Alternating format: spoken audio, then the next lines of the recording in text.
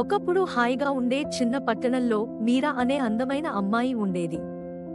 మీరా తల్లిదండ్రులు అనన్య మరియు రాహుల్ ఆమెను ఎంతో ప్రేమించేవారు మరియు ఆమె సురక్షితంగా, దృఢంగా మరియు నమ్మకంగా ఎదగాలని కోరుకున్నారు.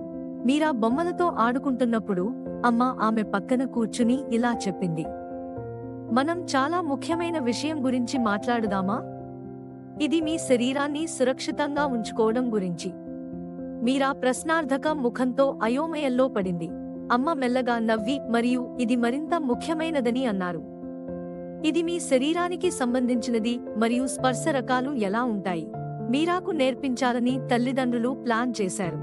ఛాతీ, దిగువ మరియు ప్రైవేట్ భాగాల వంటి శరీర భాగాలకు సరైన పేర్లను ఉపయోగించాలని వారు నిర్ణయించుకున్నారు. మారుపేర్లు లేదా ఫన్నీ పదాలు కాదు. ఇది చాలా ముఖ్యం, కాబట్టి ఆమె ఏదైనా జరిగితే స్పష్టంగా మాట్లాడగలదు అని తండ్రి చెప్పాడు.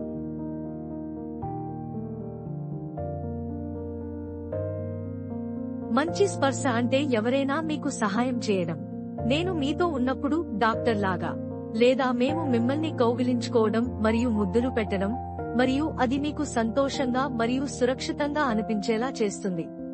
మీరా నవ్వుతూ, అమ్మమ్మ నన్ను కౌగిలించుకుని గుడ్ నైట్ చెప్పినట్లు తల్లి మీరాను కౌగిలించుకుని, అవును, అది ఒక మంచి టచ్ అని చెప్పారు.